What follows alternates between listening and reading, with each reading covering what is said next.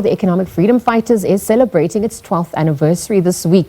Let's paint the picture across to SABC News reporter Samkele Maseko. Samkele, a very good morning. Talk to us about the preparations underway, perhaps as we edge closer to the 12th, celebrations that's happening for the EFF. They've played a critical role in reshaping South Africa's political landscape. What's come to the fore 12 years later?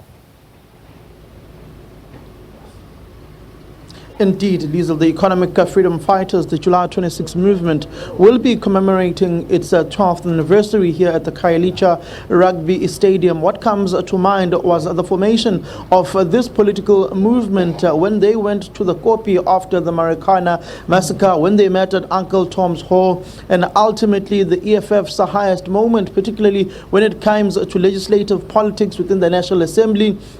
Them challenging former President Jacob Zuma to pay back the money and ultimately to go to the adherence of the recommendations of the public protector at the time, Advocate Thuli Madonsela, when it came to the renovations of former President Jacob Zuma's Nkandla homestead and those marches that the Economic Freedom Fighters led, and those particular court cases that they went to the apex court in the land, the Constitutional Court, which ultimately forced former President Jacob Zuma to pay those particular sums of money back into the country's fiscus, and also going into the formation of the State Capture Commission of Inquiry, the work that the Economic Freedom Fighters led within the National Assembly, and ultimately the debate about land expropriation without compensation, which pushed the ANC at its own 2022 conference of the 2022 conference of the African National Congress to ultimately adopt those radical policies of nil compensation. Remember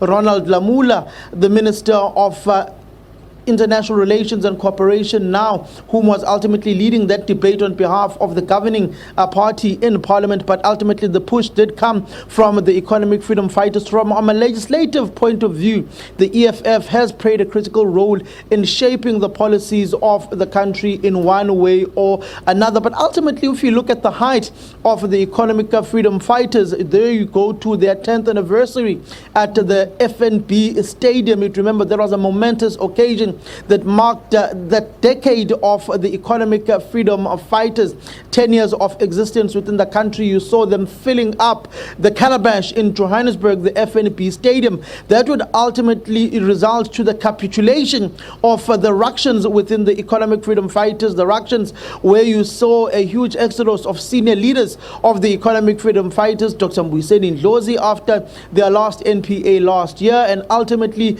the departure of their former Deputy President Floyd Nyukoshivambu from the ranks of the organization. So post their decade anniversary at the calabash, the Economic Freedom Fighters has faced a very turbulent time and a very difficult 2024 election. It also remember how they performed very well during the 2016 local government elections, where ultimately the ANC, and they were, as a result of them, the ANC lost tremendous power in the economic hub of the country, in Gauteng, in municipalities such as Johannesburg, Tshwane. They managed also to dip them under 50% in Ekurhuleni, which also saw a total dissemination in the 2021 local government elections. But also the EFF in itself in 2024 was politically annihilated by the MK party in a province of KwaZulu-Natal and other parts of Gauteng and other parts of Mpumalanga, in Yomkondos, Garsibande districts, and going into Emalahleni as well, and Bushabelo, and that ultimately saw